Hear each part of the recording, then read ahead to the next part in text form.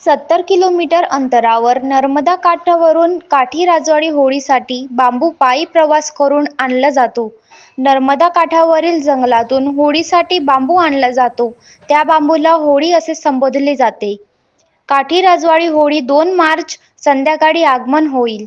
5 दिवस आधीपासून बांबू आणण्यासाठी काठी येथील सेवेकरी जातात नर्मदा जंगलात. काठी राजवाडी होळी ही इसवी सन 1246 पासून सुरू झालेली ऐतिहासिक व पारंपरिक उत्सव परंपरा आहे. गुजरात राज्यातील गुजरातमधील नर्मदा जिल्ह्यातील डेडियापाडा तालुक्यातील नामगी गावाच्या जंगलातून नवस पालनी करून 4 दिवसांच्या प्रवासानंतर होळी काठी गावात आगमन होते. प्रत्येक गावातील आदिवासी बांधव दर्शन घेत घेत मिरवणुकीसह काठी येथे पोहोचतात. पूर्ण रात्र विधीपूजा झाल्यानंतर पहाटे 5 ते 6 वाजेच्या दरम्यान होळी प्रज्वलित केली जाते. लोकांच्या संकट निवारणासाठी व कल्याणासाठी ही होळी केली जाते. ही होळी पाहण्यासाठी महाराष्ट्र, गुजरात, मध्य प्रदेश व राजस्थान असं अनेक राज्यांमधून देशातून भाविक, अधिकारी, लोकप्रतिनिधी तसेच व्यापारी मोठ्या संख्येने उपस्थित राहतात. रायसिंग वसावे, नोवजा वसावे, सर्व सेवेकरी, ग्रामस्थ होळीचा दांडा घेऊन पारंपरिक वेशभूषेत भक्तिभावाने व एकजुटीने या पवित्र उत्सवात सहभागी होतात. ही परंपरा श्रद्धा, एकता आणि आदिवासी संस्कृतीचे जिवंत प्रतीक आहे. काठी गावाची राजवाडी होळी हजारो वर्षापासून या काठी गावात रूढी परंपरेने आदिवासी सण उत्सव त्यापैकी होळी सणाला विशेष महत्व आहे.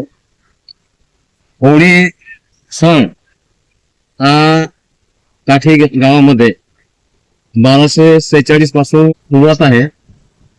तर या काठीमध्ये होळीचा बांबू जो असतो, होळीसाठी बांबू गुजरात राज्यातील नामगीर हाकडी डेडियापाडा तालुक्यातील हाकडी या गावातून आणला जातो. आणि तो बांबू आणण्यासाठी या गावातील होळी मातेची सेवेकरी ज्यांना परंपरेने त्यांना मान दिलाय, तर ते सेवेकरी 5 दिवसा अगोदर या गुजरात राज्यातील जंगलात जाऊन होळीसाठी बांबू आणतात. तो बांबू आज मोकस या गावी मुक्काम करून होळीच्या दिवशी जवळपास रात्री 12 ते 12:30च्या दरम्यान काठी गावात पोहोचणार आहे. आदिवासी समाजामध्ये होळीच्या मानता घेऊन जे मोठी घाणका लोक भावा बुद्या हे जे बनतात, ते घरातील निराई याने आरोग्य चांगलं आहे, धनधान्य वृद्धी, गोवण या आणि मुलबाळसाठी, तर यासाठी वर्षभरात त्या कुटुंबातील कोणतीही व्यक्ती त्यांना आरोग्य चांगलं राहावं यासाठी हे मानता केलं जातं.